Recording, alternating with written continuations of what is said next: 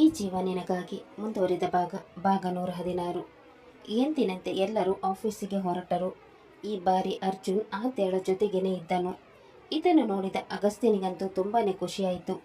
ಆದರೆ ಬೃಂದಾಳಿಗೆ ಅರ್ಜುನನ್ನು ನೋಡಿ ತುಂಬಾನೇ ಕೋಪ ಬರತೊಡಗಿತು. ಇವನಿಗೋಸ್ಕರ ನಾನು ಪೇಜಿ ಬಿಟ್ಟು ಅಂಕಲ್ ಮನೆ ಸೇರಿಕೊಂಡೆ. ಆದರೆ ಇವನು ನೋಡಿದರೆ ಇವಳು ಹಿಂದೆನೇ ಹೋಗ್ತಾ ಇದ್ದಾನೆ. ಇವನಿಗೆ ಅಂಕಲ್ ಆಂಟಿ ಬಗ್ಗೆ ಸ್ವಲ್ಪನೂ ಕಾಳಜಿ ಇಲ್ವಾ? ಅವರು ಅದ್ದೇಳ ಜೊತೆ ಸುತ್ತಬಾರ್ದಂತ ಇವನಿಗೆ ವಾರ್ನ್ ಮಾಡಿದ್ದಾರೆ. ಯಾಕೆ ಇವನು ಕೇಳ್ತಾ ಇಲ್ಲ? ತಂದೆ ತಾಯಿ ಖುಷಿಗಿಂತ ಇವನ ಖುಷಿನೇ ಮುಖ್ಯನಾ? ಏನಾದರೂ ಆಗಲಿ, ಇವತ್ತು ಇವನ ಜೊತೆ ಮಾತಾಡಲೇಬೇಕು. ಇವನಿಗೆ ಯಾವುದು ಸರಿ ಯಾವುದು ತಪ್ಪು ಅಂತ ತಿಳಿ ಹೇಳಬೇಕು. ಇಲ್ಲ ಅಂದರೆ ಇವಳ ಟ್ರ್ಯಾಪಲ್ಲಿ ಬಿದ್ದು ಇವನ ಜೀವನನೇ ಸ್ಪಾಯ್ಲ್ ಮಾಡ್ಕೊಂಡ್ಬಿಡ್ತಾನೆ ಅಂತ ಅಂದುಕೊಳ್ಳುತ್ತಾ ಕೋಪಗೊಂಡ ಬೃಂದ ಅವನ ಹಿಂದೆನೇ ಹೋಗತೊಡಗಿದಳು. ಅರ್ಜುನ್ ಆದ್ಯಾಳ ಜೊತೆ ಹೋಗುತ್ತಿದ್ದಾಗ ಇದನ್ನು ನೋಡಿದ ಗಗನ್ಗೆ ಆಶ್ಚರ್ಯವಾಯಿತು. ಏನಿವತ್ತು ಸೂರ್ಯ ಬೇರೆ ಕಡೆ ಉದಯಿಸಿರುವ ಹಾಗಿದೆ. ಆದ್ಯಾಳನ ಕಡೆ ದೂರ ಹೋಗ್ತಾ ಇದ್ದಾರೆ, ಇವತ್ತು ಅವಳ ಜೊತೆಗೇನೆ ಹೋಗ್ತಾ ಇದ್ದಾರೆ. ಇವರಿಬ್ಬರ ಮಧ್ಯೆ ಏನು ನಡೀತಿದೆ ಅಂತ ಅಂದುಕೊಂಡವನು ಆದ್ಯಾಳನ್ನು ವಿಚಾರಿಸಬೇಕಂತ ತೀರ್ಮಾನ ಮಾಡಿದನು. ಎಲ್ಲರೂ ಬಸ್ಸು ಹತ್ತಿದರು. ಅರ್ಜುನ್ ಸೀಟು ಹಿಡಿದು ಆದ್ಯಾಳಿಗೋಸ್ಕರ ಆ ಕಡೆ ಈ ಕಡೆ ನೋಡತೊಡಗಿದನು. ಅಷ್ಟರಲ್ಲಿ ಬೃಂದ ಅವನ ಪಕ್ಕ ಬಂದು ಕುಳಿತಳು.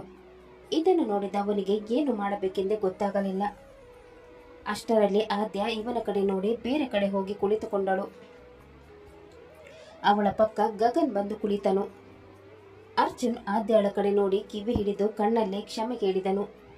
ಇದನ್ನು ನೋಡಿದ ಆಕೆ ಇಟ್ಸ್ ಓಕೆ ಅಂತ ತಲೆ ಅಲ್ಲಾಡಿಸಿದಳು.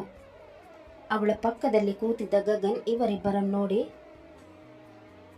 ಮತ್ತೆ ಏನೋ ನಡೀತಿದೆ ಇವರಿಬ್ಬರ ಮಧ್ಯೆ, ಅದೇನು ಅಂತ ಕೇಳಿ ತಿಳಿದುಕೊಳ್ಬೇಕು ಅಂತ ಅಂದುಕೊಂಡ ಅವನು ಆದ್ಯಾಳಿಗೆ ಪ್ರಶ್ನೆ ಮಾಡಿಯೇ ಬಿಟ್ಟನು. ಆದ್ಯ, ಏನು ಸನ್ನೆಗಳು ಬಹಳ ಜೋರಾಗಿ ನಡೀತಾ ಇದೆ, ಏನಾಗ್ತಾ ಇದೆ? ಅರ್ಜುನ್ ಮತ್ತೆ ನಿನ್ನ ಹತ್ರ ಮಾತಾಡೋಕ್ಕೆ ಶುರು ಮಾಡಿದ್ರಾ? ಹಾ ಬ್ರೋ, ಅವನು ಯಾವುದೋ ಕಾರಣಕ್ಕೆ ನನ್ನನ್ನು ಅವಾಯ್ಡ್ ಮಾಡ್ತಾ ಇದ್ದ. ಈಗ ಅದೆಲ್ಲ ಕ್ಲಿಯರ್ ಆಗಿದೆ. ಇನ್ಮೇಲೆ ಅವನು ನನ್ನನ್ನು ಇಗ್ನೋರ್ ಮಾಡಲ್ಲ. ಮೊದಲಿನ ಥರನೇ ನಾನು ಲವ್ ಮಾಡ್ತಾನೆ. ಅಲ್ಲ, ನೀವಿಬ್ಬರು ಒಂದಾದರೆ ಒಳ್ಳೇದೇ, ಆದರೆ ಸ್ವಲ್ಪ ಹುಷಾರಾಗಿರು. ನಿನ್ನ ಫೀಲಿಂಗ್ಸನ್ನು ಸ್ವಲ್ಪ ಕಂಟ್ರೋಲಲ್ಲಿ ಇಟ್ಕೋ. ಎದುರಿಗೆ ಇರೋರು ಸ್ವಲ್ಪ ಚೆನ್ನಾಗಿ ಮಾತಾಡಿದರೆ ಕರೆಗೆ ಹೋಗ್ಬಿಡ್ಬೇಡ. ಏನು ಅಂತ ಮಹಾನ್ ರೀಸನ್ ಇತ್ತು ಅಂತ ನಿನ್ನ ನೆಗ್ಲೆಕ್ಟ್ ಮಾಡ್ತಾ ಇದ್ರಂತೆ ಅಂತ ಗಗನ್ ಕೇಳಿದಾಗ ಆದ್ಯ ಎಲ್ಲ ವಿಷಯವನ್ನು ಗಗನ್ಗೆ ಹೇಳಿದಳು. ಇದನ್ನು ಕೇಳಿದ ಗಗನ್, ಮಾರೈತಿ ಸ್ವಲ್ಪ ಹುಷಾರಾಗಿರು. ಅವ್ರ ಡ್ಯಾಡ್ ಮತ್ತೆ ನಿನ್ನನ್ನು ಬೇಡ ಅಂದರೆ ನೀನು ಎದೆ ಹೊಡೆದು ಹೋಗ್ಬಿಡ್ಬೋದು.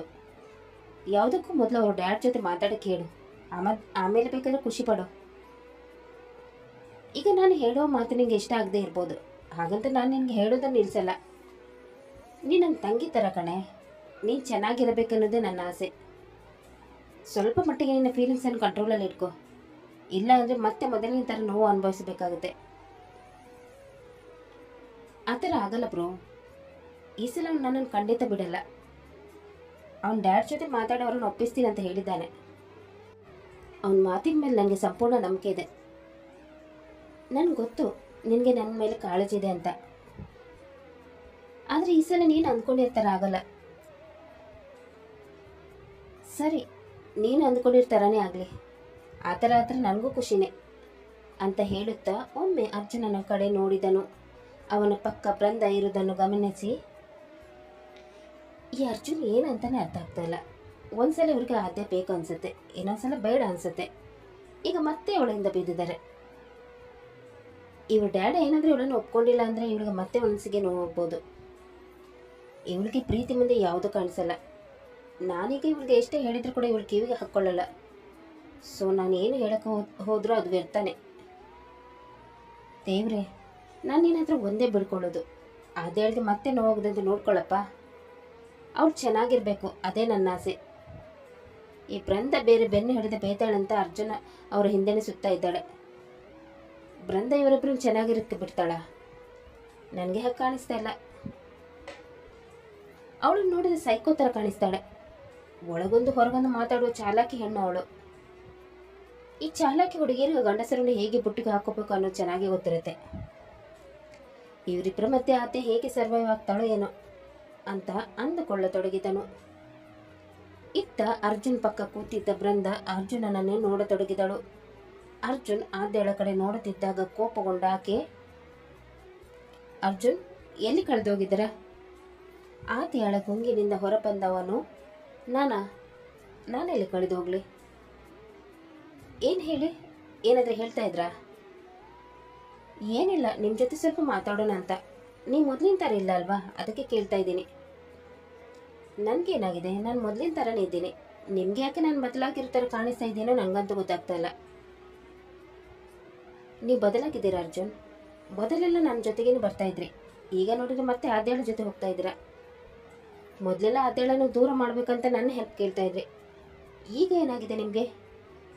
ಯಾಕೆ ಅವಳಿಂದ ಹೋಗ್ತಾ ಇದ್ದೀರಾ? ಓ ಸಾರಿ ಬೃಂದಾ, ನಿಮಗೆ ಹೇಳುತ್ತಲೇ ಮರ್ತುಬಿಟ್ಟೆ. ನನಗೆ ನನ್ನ ತಪ್ಪಿನ ಅರಿವಾಗಿದೆ. ನಾನು ಆದ್ಯಾಳ ಜೊತೆ ಆ ರೀತಿ ವರ್ತಿಸಬಾರ್ದಿತ್ತು. ಅವಳಿಲ್ಲದೆ ನನಗೆ ಬದುಕೋಕ್ಕಾಗಲ್ಲ. ಅದಕ್ಕೆ ಅವಳ ಜೊತೆ ಪಾಚಪ್ ಮಾಡಿಕೊಂಡು ಮತ್ತೆ ಒಂದಾಗಿದ್ದೀವಿ. ಅಂದರೆ ನಿಮಗೆ ತಂದೆ ತಾಯಿಗಿಂತ ನಿಮ್ಮ ಪ್ರೀತಿನ ಮುಖ್ಯನಾ? ನನಗೆ ಮೂವರು ಕೂಡ ಮುಖ್ಯ. ನಾನು ಇವರಲ್ಲಿ ಯಾರನ್ನು ಕಳೆದುಕೊಳ್ಳೋಕೆ ಇಷ್ಟಪಡಲ್ಲ. ಆದರೆ ನಿಮ್ಮ ಡ್ಯಾಡಿಗೆ ಆತ ಇಷ್ಟ ಇಲ್ಲ ಅಲ್ವಾ? ಅವರು ವಿರುದ್ಧ ಹೋಗೋದು ಎಷ್ಟು ಸರಿ ಹೇಳಿ? ಅವ್ರು ನಿಮಗೋಸ್ಕರ ಎಷ್ಟೊಂದು ಕಷ್ಟಪಡ್ತಾ ಇದ್ದಾರೆ. ನೀವು ನೋಡಿದ್ರೆ ಅವ್ರ ವಿರುದ್ಧನೇ ಹೋಗೋಕ್ಕೆ ರೆಡಿಯಾಗಿದ್ದೀರಾ. ನನಗೆ ಯಾಕೋ ನಿಮ್ಮ ನಿರ್ಧಾರ ಸರಿ ಕಾಣಿಸ್ತಾ ಇಲ್ಲ. ನೋಡಿ ಬೃಂದಾ, ನಾನು ಯಾರ ವಿರುದ್ಧ ಕೂಡ ಹೋಗ್ತಾ ಇಲ್ಲ. ನನಗೆ ನನ್ನ ಪ್ರೀತಿಯ ಮೇಲೆ ಸಂಪೂರ್ಣ ನಂಬಿಕೆ ಇದೆ. ಒಂದಲ್ಲ ಒಂದಿನ ಡ್ಯಾಡ್ ನನ್ನ ಪ್ರೀತಿಯನ್ನು ಒಪ್ಕೊಳ್ತಾರೆ. ಆ ನಂಬಿಕೆ ನನಗಿದೆ. ನೀವು ಜಾಸ್ತಿ ನನ್ನ ಬಗ್ಗೆ ತಲೆ ಕೆಡಿಸ್ಕೊಳ್ಬೇಡಿ. ನಾನು ಡಿಸೈಡ್ ಮಾಡಿದ್ದೀನಿ ಅದೆಲ್ಲ ಬಿಡಲ್ಲ ಅಂತ. ಇಷ್ಟು ದಿನ ನನಗೆ ಸಪೋರ್ಟ್ ಮಾಡಿದ್ದಕ್ಕೆ ತುಂಬ ಥ್ಯಾಂಕ್ಸ್. ಇನ್ನು ಮುಂದೆ ಕೂಡ ಹೀಗೇನೆ ಸಪೋರ್ಟ್ ಮಾಡ್ತಾಯಿರಿ. ಇವನಿಗೆ ಎಷ್ಟು ಹೇಳಿದ್ರು ಅಷ್ಟೇ, ಮಾತೇ ಕೇಳಲ್ಲ ಅಂತಾನೆ. ನನಗೇನು, ಏನಾದರೂ ಮಾಡ್ಕೊಂಡು ಹೋಗಲಿ. ಇನ್ನೊಂದ್ಸಲ ಇವನ ಡ್ಯಾಡಿ ಇವನ ಪ್ರೀತಿಯನ್ನು ಒಪ್ಕೊಳ್ದೇ ಇದ್ದಾಗ ಆಗ ಇವನಿಗೆ ನನ್ನ ನೆನಪಾಗ್ಬೋದು ಅಂತ ಅಂದುಕೊಂಡು ಬೃಂದಾ ಸುಮ್ಮನಾದಳು. ಅಷ್ಟರಲ್ಲಿ ಬಸ್ಸಿಗೆ ಆಗ ತಾನೇ ಹತ್ತಿದ ವಯಸ್ಸಾದ ಮಹಿಳೆಯೊಬ್ಬರು ಇವಳ ಪಕ್ಕ ಬಂದು ನಿಂತುಕೊಂಡರು. ಇದನ್ನು ನೋಡಿದ ಬೃಂದಾ ನೋಡಿಯೂ ನೋಡದಂತೆ ಮಾಡಿದಳು. ಆಗ ಅರ್ಜುನ್ ಎದ್ದು ಅವನ ಸೀಟನ್ನು ಅವರಿಗೆ ಬಿಟ್ಟುಕೊಟ್ಟನು. ಬೃಂದಾ ಪಕ್ಕಕ್ಕೆ ಜರುಗಿ ಅವರಿಗೆ ಕುಳಿತುಕೊಳ್ಳಲು ಅನುವು ಮಾಡಿಕೊಟ್ಟಳು. ಅರ್ಜುನನನ್ನು ನೋಡಿದ ಮಹಿಳೆ, ತುಂಬ ಥ್ಯಾಂಕ್ಸ್ ಕಣಪ್ಪ, ಮಂಡಿ ತುಂಬ ನೋಯ್ತಾ ಇತ್ತು. ನೀನು ಸೀಟ್ ಬಿಟ್ಕೊಟ್ಟು ಒಳ್ಳೆ ಕೆಲಸ ಮಾಡಿದೆ. ಪರವಾಗಿಲ್ಲ ಆಂಟಿ, ನೀವು ಕೂಡ ನನ್ನ ಅಮ್ಮನ ಥರನೇ. ನನಗೂ ನಿಮ್ಮ ಕಷ್ಟ ಅರ್ಥ ಆಗುತ್ತೆ. ನಿಮಗೆ ಮದುವೆ ಆಗಿದೆಯಾ? ಯಾಕಂಟಿ, ಯಾಕೆ ಕೇಳ್ತಾ ಇದ್ದೀರಾ? ನನಗೇನು ಮದುವೆ ಆಗಿಲ್ಲ. ಯಾಕೂ ಇಲ್ಲ. ಇಷ್ಟು ಒಳ್ಳೆ ಹುಡುಗ ಸಿಕ್ಕರೆ ಯಾರು ಬಿಡ್ತಾರೆ? ನನಗೆ ಗೊತ್ತಿರೋ ಒಂದು ಹುಡುಗಿ ಇದ್ದಾಳೆ, ಅವಳಿಗೆ ಗಂಡು ಹುಡುಕ್ತಾ ಇದ್ದಾರೆ. ನೀನು ಹ್ಞೂ ಅಂದರೆ ನಾನು ಮಾತಾಡ್ತೀನಿ. ಅವರ ಮಾತು ಕೇಳಿ ಬೃಂದಾಳಿಗೆ ಕೋಪ ಬರತೊಡಗಿತು. ಈ ಅಮ್ಮನಿಗೆ ಬೇರೆ ಕೆಲಸ ಇಲ್ಲ, ನೋಡಿದ ಕೂಡಲೇ ಮದುವೆ ಬಗ್ಗೆ ಮಾತಾಡ್ತಾರೆ. ಮಂಡಿನೋವು ಅನ್ನೋದು ಬರೀ ನೆಪ ಅಷ್ಟೇ. ಇವನಿಗೆ ಬುದ್ಧಿ ಇಲ್ಲ, ಸೀಟ್ ಬಿಟ್ಟು ಕೊಟ್ಬಿಟ್ಟ. ನಾನು ಸೀಟ್ ಬಿಟ್ಟು ಕೊಡಬಾರ್ದಂತ ಹಾಗೆ ಕೊಡ್ತಿದ್ರೆ ಇವನು ದೊಡ್ಡಸ್ಗೆ ತೋರಿಸ್ಕೊಂಡು ಕುಳಿತುಕೊಳ್ಳ ಆಂಟಿ ಅಂತ ಹೇಳ್ಬಿಟ್ಟ. ಇವನು ಕುಳಿತುಕೊಳ್ಳ ಅನ್ನೋದೇನು, ಅದಕ್ಕೆ ಇವರು ಮದುವೆ ಪ್ರಸ್ತಾಪ ಇಡಿದೇನು? ಅಪ್ಪ, ಕೇಳಿಸ್ಕೊಂಡ್ರೆ ಮೈಡಿ ಪರಿಚಿತರಾಗುತ್ತೆ ನನಗೆ. ಈ ಥರ ನಾಟಕ ಮಾಡೋ ಜನರನ್ನು ಕಂಡ್ರೇನೆ ಆಗಲ್ಲ ಹಂಗೆ ಅಂತ ಅಂದುಕೊಳ್ಳುತ್ತಾ ಕಿವಿಗೆ ಇಯರ್ಫೋನ್ ಹಾಕಿಕೊಂಡು ಕೇಳತೊಡಗಿದಳು. ಆ ಹೆಂಗಸಿನ ಮಾತು ಕೇಳಿದ ಅರ್ಜುನ್, ಬೇಡ ಆಂಟಿ, ನಾನು ಆಲ್ರೆಡಿ ಒಂದು ಹುಡುಗಿನ ಇಷ್ಟಪಡ್ತಾ ಇದ್ದೀನಿ. ಅವಳನ್ನೇ ಮದುವೆ ಮಾಡ್ಕೋಬೇಕಂತ ಡಿಸೈಡ್ ಮಾಡಿದ್ದೀನಿ. ಹೌದಾ? ಯಾರ ಹುಡುಗಿ? ಇಲ್ಲಿ ಎಲ್ಲಾದ್ರೂ ಇದ್ದಾಳಾ? ಹಾಂ ಆಂಟಿ, ಅಲ್ಲಿ ಕೂತಿದ್ದಾಳೆ ಅಲ್ವಾ, ಅವಳೇ ನನ್ನ ಹುಡುಗಿ. ಆತಿಯಳನ್ನು ನೋಡಿದವರು, ಹುಡುಗಿ ತುಂಬಾ ಚೆನ್ನಾಗಿದ್ದಾಳೆ. ನಿಮ್ಮಿಬ್ಬರದ್ದು ಹೇಳಿ ಮಾಡಿಸಿರೋ ಜೋಡಿ. ಎಷ್ಟು ವರ್ಷದಿಂದ ಲವ್ ಮಾಡ್ತಾ ಇದ್ದೀರಾ? ತುಂಬ ವರ್ಷ ಆಯ್ತಾ ಆಂಟಿ? ಹೌದಾ? ಮತ್ತೆ ಯಾಕೆ ಇನ್ನು ಇಲ್ಲೇ ನಿಂತಿದ್ಯಾ? ಹೋಗಿ ನೀನು ಹುಡುಗಿ ಹತ್ರ ನಿಂತ್ಕೋ, ಹೋಗು. ಅಲ್ಲ ಆಂಟಿ, ಅಲ್ಲಿ ಸೀಟ್ ಕಾಲಿಲ್ಲ ಅಲ್ವಾ? ಇಲ್ಲೇ ನಿಲ್ತೀನಿ ಬಿಡಿ. ಸೀಟ್ ಕಾಲಿಲ್ಲ ಅಂದರೆ ಏನು? ನೀನು ಹೋಗಿ ಅವಳ ಪಕ್ಕ ನಿಂತ್ಕೋ. ಇವರಿಬ್ಬರ ಸಂಭಾಷಣೆಯನ್ನು ಕೇಳಿ ಕೋಪಗೊಂಡ ಬೃಂದಾ, ಅವ್ರು ಇಲ್ಲಿ ನಿಂತರೆ ನಿಮ್ಗೆ ಏನಾದರೂ ಪ್ರಾಬ್ಲಮ್ಮಾ? ನಾನು ಅವಾಗಿಂದ ನೋಡ್ತಾ ಇದ್ದೀನಿ, ಬಟ ಬಟ ಅಂತ ಮಾತಾಡ್ತಾ ಇದ್ದೀರಾ. ನನಗಿಲ್ಲಿ ಕಿರಿಕಿರಿ ಆಗ್ತಾ ಇದೆ. ಸುಮ್ಮನೆ ಕೂರೋದಕ್ಕೆ ನಿಮಗೆ? ಅಯ್ಯೋ, ನಿನಗೆ ನಮ್ಮ ಪ್ರಾಬ್ಲಮ್ಮು? ನೀನು ಸಿಟ್ ಮಾಡ್ಕೊಳ್ಳೋಕ್ಕೆ ನಾನು ನಿನ್ನ ಹುಡುಗನ ಜೊತೆ ಮಾತಾಡ್ತಾ ಇದ್ದೀನಾ? ಇಲ್ಲ ಅಲ್ವಾ? ಮತ್ತೆ ಯಾಕೆ ನಿನಗೆ ಕಿರಿಕಿರಿ ಆಗುತ್ತೆ? ನಾನು ಕೂಡ ಲವ್ ಮಾಡಿ ಮದುವೆ ಆದವಳು. ಅವ್ರ ಕಷ್ಟ ಏನು ಅಂತ ನನಗೂ ಗೊತ್ತಿರುತ್ತೆ. ನೀನು ಸುಮ್ಮನೆ ಬೇರೆಯವ್ರ ವಿಷಯಕ್ಕೆ ತಲೆ ಹಾಕಕ್ಕೆ ಬರಬೇಡ. ಅದೇನೋ ಕಿವಿಲಿ ಇಟ್ಕೊಂಡು ಕೇಳ್ತಾ ಇದೆಯಲ್ವಾ, ಅದನ್ನು ಸ್ವಲ್ಪ ಜೋರಾಗಿ ಇಟ್ಕೊ. ಆಗ ನಾವು ಮಾತಾಡೋದು ನಿಮ್ಗೆ ಕೇಳಿಸಲ್ಲ. ಇವತ್ತು ಹುಟ್ಟಿದವರು ನನಗೆ ಬುದ್ಧಿ ಹೇಳಕ್ಕೆ ಬರ್ತಾರೆ ಅಂತವರು ಹೇಳಿದಾಗ ಬೃಂದಾಳ ಕೋಪ ನೆತ್ತಿಗೇರಿತು. ಆದರೆ ಕೋಪನ ಕಂಟ್ರೋಲ್ ಮಾಡಿಕೊಂಡು ಮನಸ್ಸಿನಲ್ಲಿ ಅವರನ್ನು ಬೈಯುತ್ತಾ ಸುಮ್ಮನಾದಳು. ಆಗ ಮಹಿಳೆ ಮತ್ತೆ ಅರ್ಜುನನ ಕಡೆ ನೋಡಿ, ಏನು ಯೋಚನೆ ಮಾಡ್ತಾ ಇದೆಯಾ? ನಾನು ಹೇಳಿದೆ ನಿಂಗೆ ಕೇಳಿಸ್ತಾನೆ? ಅವಳು ಪಕ್ಕ ಕೂತಿರೋ ಹುಡುಗ ಹೇಗೆ ಕೂತಿದ್ದಾನೆ ನೋಡು. ಅವಳಿಗೆ ಸರಿಯಾಗಿ ಕೂತ್ಕೊಳ್ಳೋಕ್ಕೂ ಕೂಡ ಆಗದೆ ಒದ್ದಾಡ್ತಾ ಇದ್ದಾಳೆ. ನೀನು ಹೋಗಿ ಅವಳ ಪಕ್ಕ ನಿಂತ್ಕೋ. ಆಗ ಅವಳ ಪಕ್ಕ ಕೂತಿರೋನು ಸ್ವಲ್ಪ ಹೆದರ್ಬಹುದು. ಅವರ ಮಾತು ಕೇಳಿದ ಅರ್ಜುನ್ ಒಮ್ಮೆ ಆದ್ಯಾಳ ಕಡೆ ನೋಡಿದನು.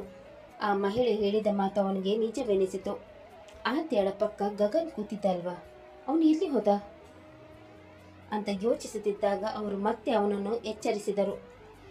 ಏನು ಯೋಚನೆ ಮಾಡ್ತಾ ಇದೀಯಾ, ಬೇಗ ಹೋಗು ಅಂತ ಹೇಳಿದಾಗ ಅವನು ಆದ್ಯಾಳ ಸೀಟ್ ಹತ್ತಿರ ಹೋದನು. ಅವಳ ಪಕ್ಕ ಕೂತಿದ್ದ ವ್ಯಕ್ತಿ ಅವಳಿಗೆ ಅಂಟಿಕೊಂಡೇ ಕೂತಿದ್ದನು. ಆದ್ಯ ಕುಳಿತುಕೊಳ್ಳಲು ಕಷ್ಟಪಡುತ್ತಿದ್ದಳು. ಆ ವ್ಯಕ್ತಿಯ ಕಡೆ ನೋಡಿದ ಅರ್ಜುನ್, ರೀ ಮಿಸ್ಟರ್, ಸರಿಯಾಗಿ ಕೂತ್ಕೊಳ್ಳೋಕ್ಕಾಗಲ್ವಾ? ಪಕ್ಕದಲ್ಲಿ ಸುಂದರವಾಗಿರೋ ಹುಡುಗಿ ಸಿಕ್ಕರೆ ಅಂಟಿಕೊಂಡೇ ಕೂರ್ತೀರಲ್ವಾ, ನೆಟ್ಟಗೆ ಕೂತ್ಕೊಳ್ರಿ. ಅವನ ಮಾತು ಕೇಳಿದ ವ್ಯಕ್ತಿ ಕೋಪದಿಂದ ಗುರಾಯಿಸಿ ಅರ್ಜುನನ್ನು ನೋಡಿ, ನಿನ್ಗೇನಾಗಬೇಕು ಇವಳು? ನೀನು ಹೆಂಡ್ತಿನಾ? ಹೌದು, ನನ್ನ ಹೆಂಡ್ತಿನೇ, ಅದಕ್ಕೆ ಹೇಳ್ತಾ ಇದ್ದೀನಿ. ಹೇಳಿದ್ದು ಕೇಳಿಸ್ಕೊಂಡಿಲ್ಲ ಅಂದರೆ ಬೇರೆನೇ ನಡೀತಿಲ್ಲಿ. ಅವನ ಮಾತು ಕೇಳಿ ಹೆದರಿದ ವ್ಯಕ್ತಿ ಅವಳಿಂದ ದೂರ ಸರಿದು ಕುಳಿತುಕೊಂಡನು. ಇದನ್ನು ನೋಡಿದ ಆದ್ಯಾಳ ಕಣ್ಣಾಡಿಗಳು ತುಂಬಿ ಬಂದವು. ಅರ್ಜುನ್ ಇದ್ದುದರಿಂದ ಆ ವ್ಯಕ್ತಿ ಮತ್ತೆ ಅವಳಿಗೆ ಏನು ಮಾಡದೆ ಸುಮ್ಮನೆ ಕುಳಿತುಕೊಂಡನು.